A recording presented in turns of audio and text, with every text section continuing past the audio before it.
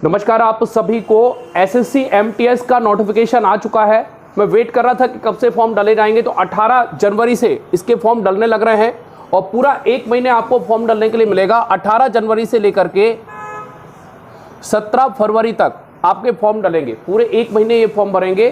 तो इस वीडियो को आप ध्यान से देखिए, पूरा कंप्लीट वीडियो में मैं आपको सारी चीज़ें बताऊंगा। इसका सिलेबस क्या है, क्योंकि सिलेबस में बहुत ज़्यादा परिवर्तन कर दिए गए हैं।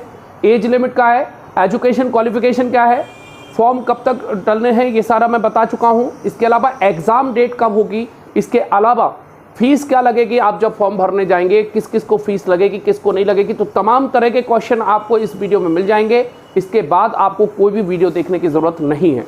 तो शुरू से शुरू करते हैं। तो एग्ज़ाम डेट जो है, फॉर्म भरने की जो डेट है वो है 18 जनवरी से लेके 17 फरवरी तक। और अगर बात करें इसके एग्ज़ाम डेट की, तो एग्ज़ाम डेट जो होगा वो होगा अप्रैल में। अप्रैल 2023 में एसएससी एमटीएस का पेपर होगा। एमटीएस क्या कहलाता है, तो ये कहलाता है मल्टीटास्किंग स्टाफ। हालांकि इसमें हवलदार, कांस्टेबल की भी जॉब होती हैं और भी कई सारी जॉब इसमें होती है। वैसे इसको मल्टीटास्किंग स्टाफ कहते हैं, मतलब टास्क आपको अलग अलग दिए जा सकते हैं जॉब के बाद। ये कहलाते हैं एसएससी एमटीएस। किस पर कौन कौन डाल सकता है, तो जो बच्चे 10वीं पास है वे सभी बच्चे इस फॉर्म को डाल सकते हैं। तो सवाल उठता है अब कि ऐसी एज लिमिट क्या होगी जिसमें वो डाल सकते हैं।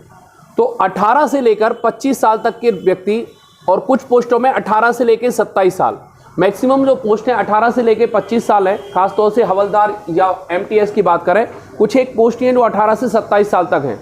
तो इसको इस तरह से भी आप समझ सकते हैं कि जिन व्यक्तियों का जन्म, जिन बच्चों का जन्म 2 जनवरी 98 के बाद और 1 जनवरी 2005 के पहले हुआ है, वो सारे लोग भर सकते हैं।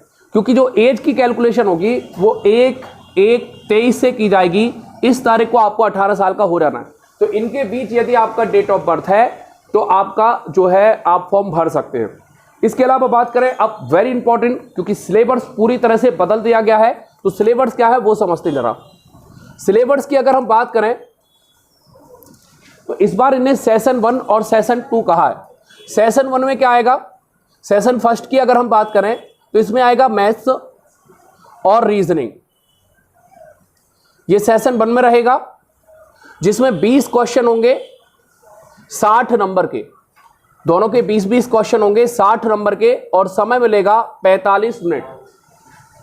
मतलब आपको एक क्वेश्चन के लिए 3 नंबर मिलेंगे। एक बहुत इंपॉर्टेंट बात मैं आपको बताने वाला हूं कि इस बार मैथ्स रीजनिंग सेशन 1 में माइनस मार्किंग नहीं होगी। ये एसएससी जीडी, माफ कीजिए, एसएससी के इतिहास में सीजीएल, सीएसएल, सीजीएल सारी तरह की वैकेंसी को, जीडी सबको जोड़ ले, तो ये पहला मौका है जब सेशन 1 में माइनस मार्किंग नहीं है।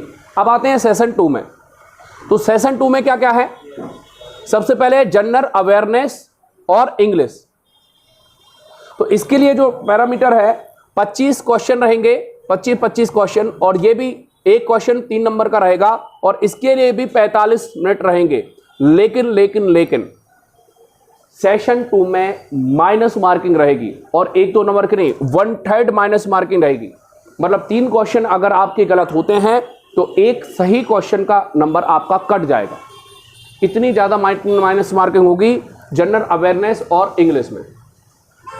इसके अलावा अन्य बातें अगर करें तो सिलेबस काफ़ी डिटेल आया है, लेकिन हम उसका डिस्कशन नहीं कर रहे। मैथ्स का भी सिलेबस आया है, रीजनिंग का भी आया है। अगर आप चाहेंगे तो मैं लिंक डिस्क्रिप्शन में छोड़ दूंगा, जहां पर आप टेलीग्राम ग्रुप से वो उठा लेंगे सिलेबस का स्क्रीनशॉट। लेकिन सिलेबस को मैं इसलिए ज़्यादा नहीं कर रहा हूं क्योंकि सारे सिलेबस में लास्ट में एक शब्द लिखा है ETC।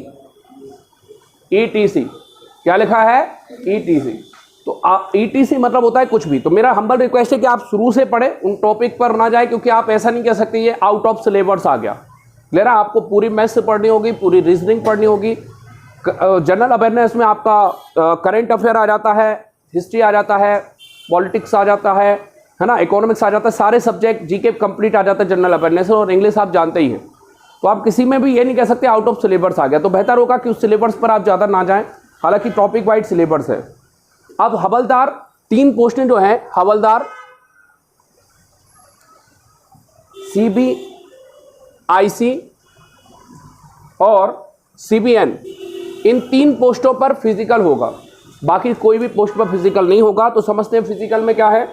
तो लड़कों के लिए हाइट मांगी गई है 157.5 और इसमें सीना मांगा गया है 81 सेंटीमीटर और फुला के 5 सेंटीमीटर। इसके अलावा लड़कियों के लिए जो हाइट है वो है 152 सेंटीमीटर और मिनिमम वेट रखा है लड़कियों के लिए 48 केजी। तो इतनी सारी बातें हैं। अब एसएससी एमटीएस की तैयारी कैसे करें? तो मेरी हम्बल रिक्वेस्ट है कि आप, सरकार ने मूड बना दिया है, सीएचएसएल को अभी कुछ ही दिन हुए हैं और तुरंत आपका एमटीएस निकाल दिया, एसएससी जीडी निकाल दिया, सारी वैकेंसी टावर टूर चल रही है और सब तय समय पर चल रहा है। एसएससी जीडी जब कहा था तभी उसका एग्जाम हुआ है। तो हम्बल रिक्वेस्ट ये है कि आप जनरल बैच में आए, रेगुलर पढ़ाई करें ताकि आप सफलता पा सकें। स्पेशल के मुकाबले अगर आप रेगुलर बैचों में तैयारी करेंगे तो आपका सिलेक्शन जल्दी हो जाएगा। इसके अलावा इसका अगर स्पेशल बैच की अगर बात करें तो स्पेशल तो नहीं चालू कर रहे हैं, ऑल एग्जाम पर्पस बैच चालू कर रहे हैं 2 फरवरी से सुबह 7:45 से 10 बजे तक। तो आप इसको भी ज्वाइन कर सकते हैं। इसमें हम सारे सब्जेक्ट पढ़ाएंगे, मैथ्स पढ़ाएंगे, रीजनिंग पढ़ाएंगे, साइंस पढ़ाएंगे।